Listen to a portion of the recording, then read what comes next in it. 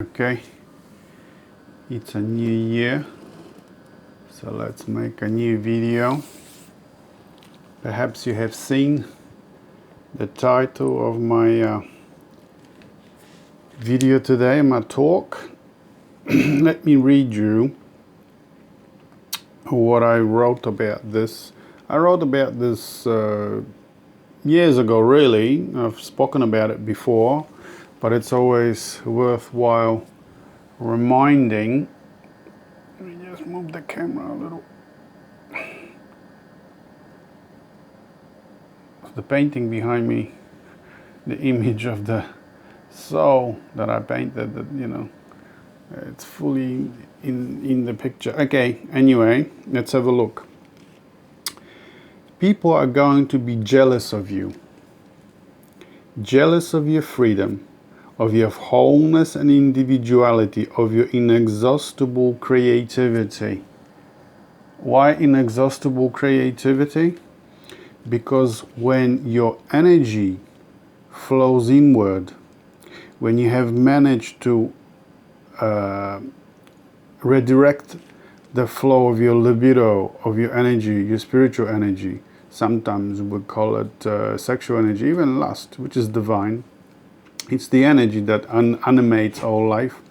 When you've managed to redirect it inwards, and you redirect it inwards by not really finding anything of any importance or interest to you anymore in society, in outside. So when it flows outside, it flows out and down. But when energy is redirected inwards, it flows inward and up. Up, you might have a dream that you're ascending to another place. I call it to the upper level of the collective mind.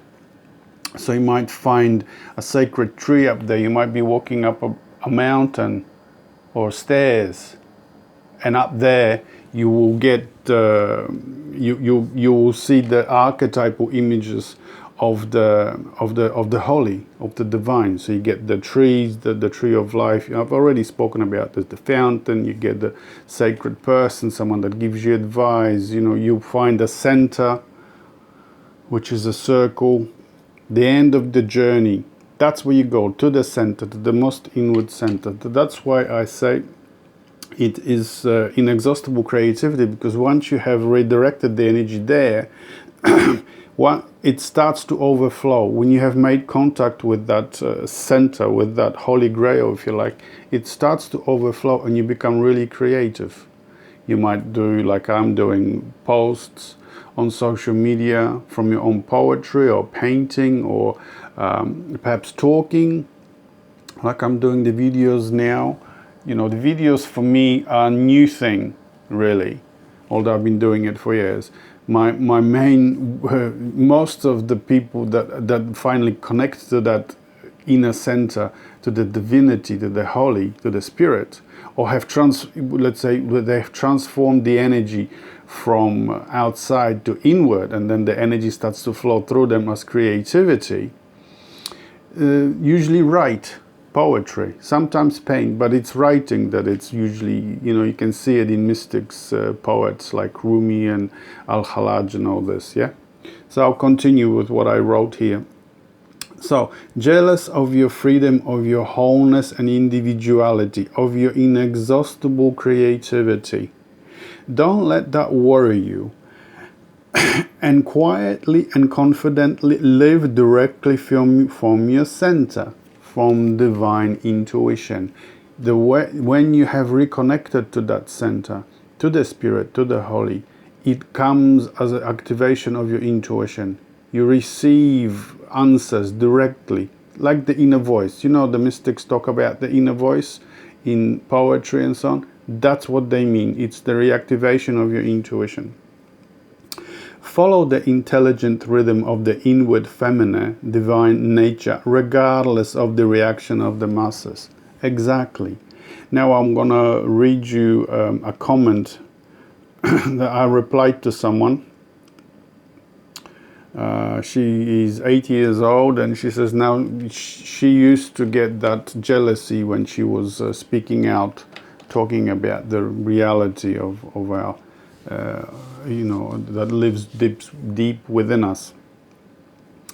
And this is what I replied. Yes, people are afraid of the deviants, the rebels, afraid of them compromising their deeply committed lives to society's authority. Exactly. Afraid of losing their privilege if they are seen as free troublemakers. People are afraid of coming out. People will be afraid of you because you challenge the way they live. You have found something deeply within you that the whole world, every single person, the whole society is still looking for. And when people are deeply committed to their life in society, whether career, jobs, they still have a family to bring up, they still need to make money, they have debt, loans, mortgages, they want to update their cars, and they want to, want a new phone every year and so on. The way you live, what you're talking about, and what you represent as an example of having found the meaning to the entire life, not just yours, everyone's. That's what we are looking for. We're looking for to find this. The purpose of our lives is within us, not outside. But if you start to challenge all this, and these people are still, like I said, deeply rooted, committed to society, especially to society's authority. You have your institutions, religions, politics, the way the society actually looks after you, you're gonna be challenged. Not only jealous, people have been killed because of that. Jesus was killed, they got rid of him, the priests got rid of him. Buddha, we know the story that he died of food poisoning. So, you take that whichever way you like. Osho was killed, he was poisoned. People like Giordano Bruno in 1600, Al-Hallaj, crucified like Christ. Because he said the meaning, you live a meaningless life.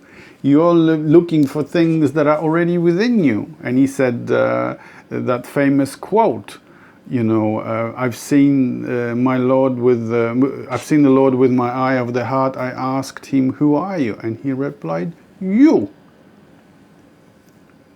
They crucified, they killed him for that. It's not only jealousy. You will get cancelled and destroyed.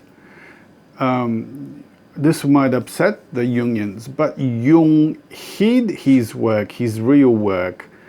He hid it. He didn't want it to be public. Only after his death, and that was his specific request. Only after my death. That's when the Memories, Dreams, Reflections, his autobiography, if you like, written by others but dictated by Jung, came out.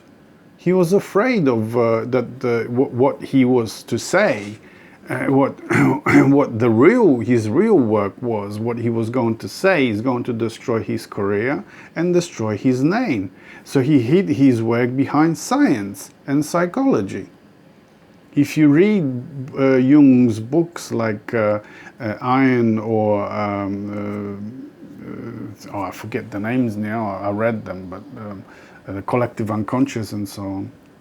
It's there, but it's also buried deeply in scientific research. There's that words. I mean, you need a lexicon to understand what's going on with Jung.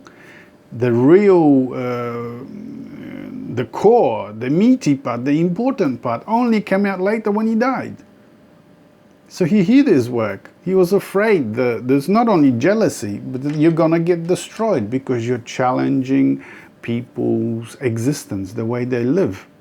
You're saying, look, it's all within you. You don't need to run around like a crazy chicken here, there, and everywhere, looking for meaning to life, looking to fulfill yourself. You already have what you're looking for. And try saying that to someone whose whole career is based his whole meaning of life is based on his career or her career. That what you're saying to them is, you're wasting your time. So they are, especially people that depend on the narrative of controlling you, and depends on their job. Because what you're saying is, these people are not important. They'll be out of a job, out of money that they make, out of position in society, out of perks. They will get rid of you. You cannot challenge that. Your whole life then becomes a challenge to that way of living, to power. You become a challenge to power. You cannot stand up to authority. That's why I said society is the second womb that we need to get born out of. First, you are born into your physical body, into this world through the mother. That's your first womb. And the second is society, because it looks after you. You don't make any decisions. The decisions are all made for you already. From school to a job, to who you're going to marry, where you're going to live, how much money you're going to make, what you're going to watch nowadays, news, newspapers, TV. It's all done in such a way, it's all programmed with such a narrative that it keeps you under control. Have you ever seen anyone on the news channel say, look, don't worry about any of this, what you're looking for is already within you? They can't say that because they'll lose the job. The narrative keeps you there. So when you finally find what you were looking for, the light, let's say, lots of spirituality talks about love and light. If you find the love and you find the light within you, because your energy has finally redirected inwards, because you can't find any more meaning in society. See, that's what I mean. You can't find what you really deeply need in society, amongst people, outside of yourself. When you finally find within you, you become a light, a candle that is going to light other candles. But first you must find that light, because you can't be helping others. You can't be of any help to others. You can't light another candle if your own light is not a light. You see? So that's what I mean by jealousy. But people are going to be, initially, people are going to be jealous of the way that you have this energy that wants to overflow. It's not going to be about being popular or famous or making money. When you have made contact to that and it starts speaking through you, it's about communicating what it needs to be communicated through you. So it keeps coming. It's like inspiration. It just keeps coming. Yeah. So you might, like I'm writing posts on Facebook because you want to help others. You want to light the light and let them free them, to finally free them. That's the whole work. That was the whole work of, for instance, Jesus. He was saying, look within you. There it is. All the mystic poets are exactly that. Rumi, Kabir, there are many, always pointing inwards. The real teachers, they're not going to go, follow me and listen to what I say, do what I say. They're going to say, find what you're looking for already within you, and the instruction is going to come. And then something else is going to happen, and then something else is going, and you finally find the meaning and the purpose of your life. It'll be uniquely to you.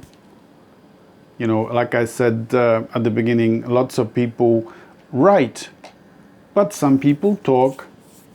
Jesus didn't write, well, not that we know of. Some others wrote for him, but he talked. So did the Buddha. So did the Al-Halaj. Many mystics write. Yeah. Even Joseph Campbell comes to mind now. He also hid his work. He was all there, but it was all between. It was all covered with mythology and stories. Yeah. He didn't come out till almost the two last years of his life, when he made that documentary with Bill Moyers, The Power of Myth. That's when he started to come out and say, look, you're divine, why not? Remember that moment when he said that to Bill Moyers in the interview? You're that divinity. And you looked at him, yes, why not? But of course, he mapped out the journey of the hero before, and he did write about, being a god, but it was all, it wasn't clear, a main message. It was there, but you had to read through it. It was always there. Jung is the same, but it was covered with science and psychology. So, in real life, it is easy to say that, just give up everything and help others, because what will happen is people will try to, not only jealous, but try to destroy you. Many groups, for instance, on Facebook, have invited me in, and then later they deleted me, they got rid of me. Because the narrative is not what they want. It's too I don't know what's the word for it. It's not, it's just people are not ready to hear this. Don't worry about what has been said in the group. Just look within you. Well, that's the reality. That's how it is. The jealousy comes really when you start to be really creative. And you start to pump out this volume of work. It just keeps coming. You've made contact with the source, if you like, with the eternal, with the divine. And the divine has a lot to say, because there's very, very few people who actually have this connection. There are lots of gurus out there, but there's very, very few who actually have that deep connection to it, and the inner voice tells them the reality of things to communicate to the public. Very, very few. So the jealousy comes when you start to communicate the reality, because first comes jealousy, and then might come counseling. They will try to cancel you, like they tried to cancel me. My Facebook page disappeared, I think, for 10 days.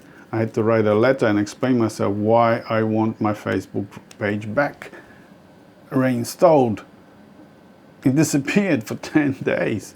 All my work, everything, years, 12 years of work just disappeared, gone. I've backed up everything now. I've got a backup page, and I've saved my work and so on. I don't remember everything that I've posted. Do you remember everything? It's thousands of things. Little things, big things. There are essays, there are little poems, there are things that I shared that I thought were important. The experiential side of life. That's what you're looking for. You're not looking to study the Bible or the Quran, or to beat yourself over the head with the Torah. That's not it. It's not going to help you cramming more information into your brain. It's the actual experience of the divine that moves you, and then creativity comes, and then words come on their own. First, there will be nothing. First, there might be some drawings or paintings, like I did. I wasn't taught to paint.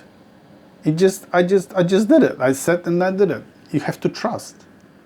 And it happens. Intuition works that way. You trust it, the more you get information. You trust it more, the more information comes. And then something actually comes together. And there's the message that needs to be communicated. Yeah?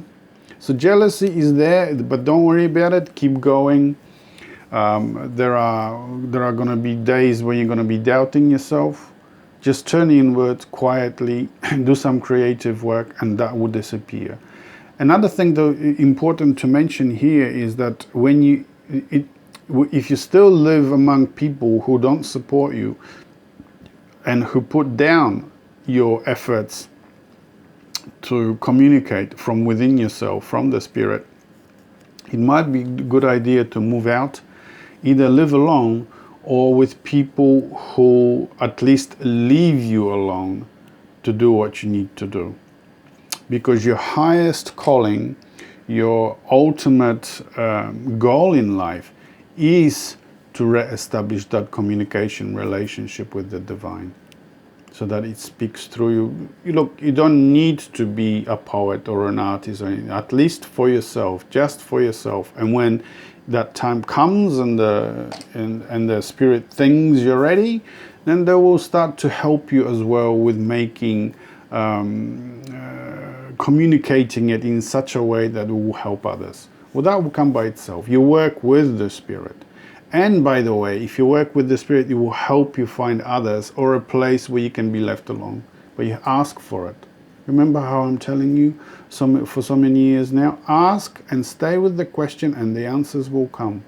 That's why you carry a notepad and a pen, or just dictate into your phone. We have wonderful smartphones now. They all have dictate in there, or used to have. So whatever answers you get intuitively, yeah, just dictate it so you don't forget. Nowadays I'm so trained that I don't forget, but it's easy to forget when the life just takes over, especially dreams. Lots of information can be in the dreams, usually is in the dreams. But if you don't remember your dream, it's useless. So notepad and again a pen on the bedside table. As soon as you wake up, you're still in there, you're still remembering what's happened. The words you remember, you write them down. The more you do this, the easier and the more information you're going to get. Because the more you pay attention, the more you want to establish the relationship, the more the relationship will be established, and the more wisdom and information and insight you're going to get. Yeah. So let me just read you before I finish, because some of you are going to complain that I'm raving again. What today's talk was about. So what I wrote. People are going to be jealous of you. That's the title. Actually, the title is something else. I still have to write it out. Jealous of your freedom, of your wholeness and individuality, of your inexhaustible creativity. Like I said, when you get in touch with the inner voice, intuition, there will be creativity. When the energy flows inward, the creativity comes out. Don't let that worry you, and quietly and confidently live directly from your divine, from your center, divine intuition. The whole point is to be centered. That's the whole point of spirituality, to find the center.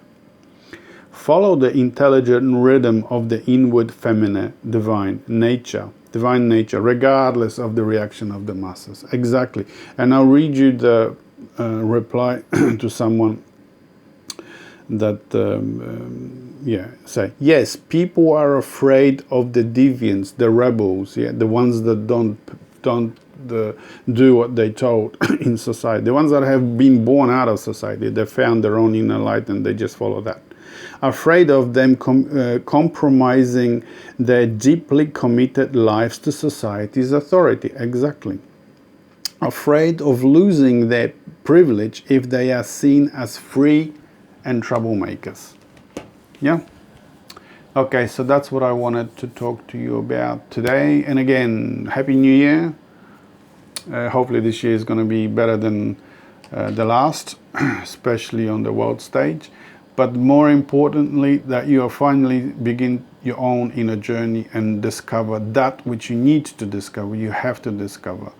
That's your only goal in life. That's your whole purpose. Okay? So turn inward and have a look. All right, I'll see you in the next one.